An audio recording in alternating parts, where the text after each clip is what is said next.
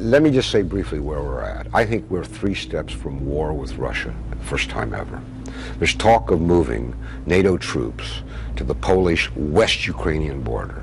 If so, Putin will almost certainly send 100,000 troops into South and East Ukraine. He's only in Crimea now. That's the Cuban Missile Crisis, only worse. And then the next step, let's don't even talk about it. The United States position on that referendum, I must say, is clear, and it's clear today. We believe the referendum is contrary to the Constitution of Ukraine, is contrary to international law, is in violation of that law, and we believe it is illegitimate. And as the President put it, illegal under the Ukrainian Constitution. Neither we nor the international community will recognize the results of this referendum. And we also remain deeply concerned about the large deployments of Russian forces in Crimea and along the eastern border with Russia, as well as the continuing provocations and some of the hooliganism of young people who have been attracted to cross the border and come into the east, as well as some of those who've lived there. I was clear with Foreign Minister Lavrov that the President has made it clear there will be consequences if Russia does not find a way to change course. And we don't say that as a threat. We say that as a direct consequence of the choices that Russia may or may not choose to make here. If Russia does establish facts on the ground that increase tensions or that threaten the Ukrainian people, then obviously that will beg an even greater response, and there will be costs. Russia's actions are a problem. They don't pose the #1 national security threat to the United States. I continue to be much more concerned when it comes to our security with the prospect of a nuclear weapon going off in Manhattan, which is part of the reason why the United States, showing its continued international leadership, has organized a forum over the last several years that's been able to help eliminate that threat in a consistent way. The markets are not trembling, but are certainly sensitive to developments now that tensions have risen in the region over the Ukrainian crisis and the confiscation, the invasion and confiscation of Crimea. One wonders how much more world economies, world markets can take if the United States and Russia continue to escalate their focus, their threats, and explore publicly the possibilities of what may be. And I'm referring specifically today to the Secretary of State General talking about things can get very ugly very quickly. Very quickly on Ukraine, it can get ugly fast if the wrong choices are made. And it can get ugly in multiple directions. So our hope is that indeed there is a way to have a reasonable outcome here. But Russia cannot escape the fact that the world is changing and rejecting outright their behavior. There are costs and growing costs that come with naked aggression. Now, in regard to any sanctions, Mr. Lavrov delivered this probably, I think it would be fair to characterize it as a devastating blow to the United States' hopes when he said that U.S. sanctions against Moscow would hit the United States like a boomerang. House Speaker John Boehner weighed in on the crisis today with his own suggestion, a plan that he believes would effectively dull a lot of leverage that Putin has. In an op-ed in the Wall Street Journal this morning, Mr. Boehner said, and I'm quoting here, "The ability to turn the tables and put the Russian leader in check lies right beneath our feet in the form of vast supplies of natural energy." In another major story breaking tonight, President Obama has slapped Russia with new sanctions. They are meant to punish President Vladimir Putin's inner circle after Russia took Crimea away from Ukraine. The Russians responded quickly with their own sanctions, banning several Americans, including Senator John McCain, House Speaker John Boehner, and Senate Majority Leader Harry Reid from entering Russia. The bigger concern is, what will Putin do next? Will he try to grab more of Ukraine? Scott, the buildup of Russian troops along the Ukrainian border is large and getting larger and is raising serious concerns Russia could invade Ukraine proper. Right now, there are as many as 20,000 Russian troops, complete with tanks and artillery, positioned just to the east of Ukraine. But other units deeper inside Russia appear to be on the move and could soon double the number of troops at the border. Today, Defense Secretary Hagel called Moscow to ask Russia's defense minister directly about the troop movements. According to Pentagon spokesman Admiral John Kirby, the Russian promised there would be no invasion. It's an exercise only. No intention of crossing the border into Ukraine. Not going to take any aggressive action. That was Minister Shoigu's words, and Secretary Hagel's expectation is that he'll live up to those words. The obvious next question is, how long will the exercise last? But when Hagel asked the Russian defense minister, the answer was, there is no firm timetable. David, thanks. Good morning, Bill. Is Crimea lost already? Yes, it's gone. And, I mean, Vladimir Putin does not have a reverse gear.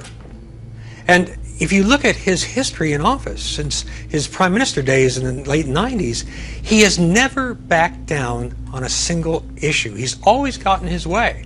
And so now, unless that Putin hits a wall, he's not going to stop. Now, but the sanctions, to make them bite, to make them count, they've got to be international and truly hard-hitting and unified.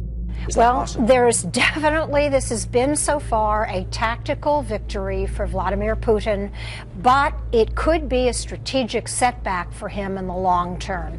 If, and here's the big if, Eric, if the West, if the United States and its European allies manage to impose sanctions that really bite, and that's the difficult part because Europe is so dependent on Russia for oil and gas. Germany is the #1 market for Moscow gas, for example. Do you think that these sanctions that will likely be announced tomorrow will be enough? Well, if they get what they're planning to do, it could really hurt. In fact, the former finance minister of Russia, who's very respected, Alexei Kudrin, said that it could cost Russia $50 billion a quarter in lost foreign investment, and that we might wind up with a year of no growth if, in fact, the sanctions that are now being discussed are put into play. Do you think Putin's willing to lose, what, $200 billion a year, or is that for them a drop in the bucket? No, it's not, depending on the price of gas and the price of oil. The problem for the Obama administration and its allies is that all of us are democracies, and we're very price sensitive in terms of ballot boxes. If the price of oil shoots up in Germany, Angela Merkel, who is really key to this and key to imposing sanctions, may get wobbly at the knees. We just don't know how strong and for how long the United States can insist on sanctions. Well, I think economic sanctions are a very important step. Identify these kleptocrats and look, Russia is a gas station masquerading as a country. It's kleptocracy, it's corruption, it's a nation that is really only dependent upon oil and gas for their economy. So what is Russia's real stronghold over Europe? And why are there growing fears Russia could hold all of Europe hostage in the Ukraine crisis? Well, it turns out Russia controls a major share of Europe's energy market, including all of these gas pipelines highlighted in blue that run directly through Ukraine.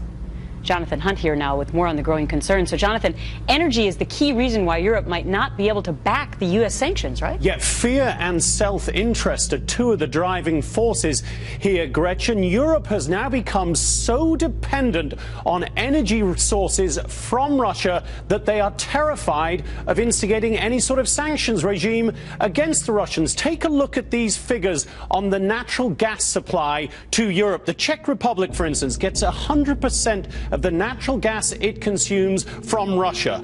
Greece, 70%. Ukraine itself, 60%. And Germany, 50%. Now, we investigated this huge Russian natural gas company, Gazprom, 8 years ago, and we were told then that Vladimir Putin, who was then president of Russia as well, as you remember, was using this as part of his foreign policy. Listen here.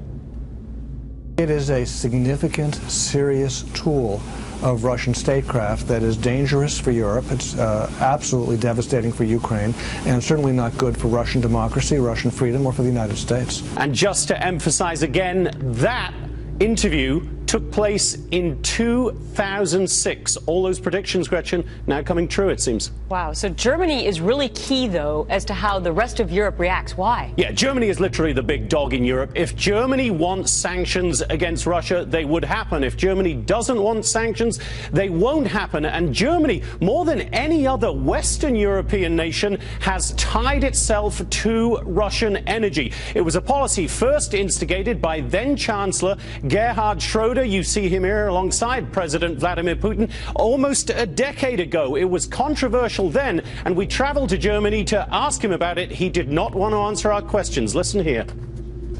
Mr. Schroeder, could we talk to you about the pipeline project? Is there a conflict of interest in you being involved, sir? Mr. Schroeder, have you sold out your country? Sold out his country to that man, Vladimir Putin, the president of Russia, in the eyes of many Germans. And as I say, Gretchen, if Germany does not want to act with any sort of force against Russia, then the rest of Europe likely to fall in line with Germany because they control the European economy right now. Wow. Amazing report. Jonathan, thanks so much. Obama is trying to rally international support for efforts to isolate Russia over its incursion into Ukraine. The president made his latest pitch at the beginning of a big week of international diplomacy. Our chief White House correspondent Ed Henry is traveling with the president in the Netherlands tonight. Russian troops today seized the last land base in Crimea, leading the acting president of Ukraine to redeploy all of his military units, soldiers literally picking up their bags and getting out. The National Security and Defense Council has also instructed the Cabinet of Ministers of Ukraine to evacuate families of servicemen whose life and health are under real threat. That threat has only been building since the annexation of Crimea by Russian President Vladimir Putin, who decided to skip the nuclear security summit here at The Hague that's a pet project of President Obama and kicked off with a dramatic light show. Putin sent his foreign minister, Sergei Lavrov, who proclaimed his nation is not bothered that the president and key European allies are going to avoid the G8 summit the Russians were planning to host this June. Mr. Obama today convened a G7 meeting on the sidelines of this nuclear summit and made the case the second round of U.S. sanctions is taking a toll on Russia's economy. We're united in imposing a cost on Russia for its actions so far. Except the European allies are not united on a new round of sanctions out of a fear that hitting Russia may boomerang on their own still recovering economies, which is why the G7 put out a strongly worded statement declaring Russia has violated international law but took no new action. While just 1,600 miles from the Netherlands, the Russians continue to mass a large number of troops on Ukraine's border, as Crimea was officially recognized as part of Russia by Afghan President Hamid Karzai. In a meeting with Lavrov today, Secretary of State John Kerry said he's received disturbing reports that many Ukrainian service members have gone missing, and Ukraine's foreign minister warned the chances of a full-scale war.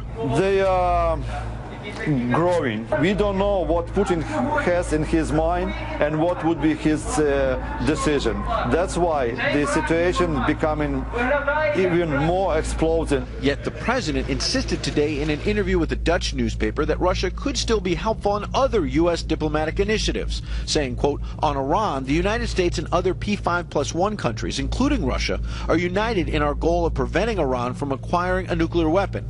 Republicans like Mitt Romney, who was mocked by the president for saying Russia was America's top geopolitical foe, are deeply skeptical. Well, but there's no question but that the president's naivete with regards to Russia and his faulty judgment about Russia's intentions and objectives has led to a number of foreign policy challenges that we face. So the G7 formally suspended Russia from the G8. Putin is out, but top U.S. officials admit here that the Russian troops may take more territory in Ukraine anyway. John? Ed Henry reporting live for us tonight from The Hague. Ed, thanks so much.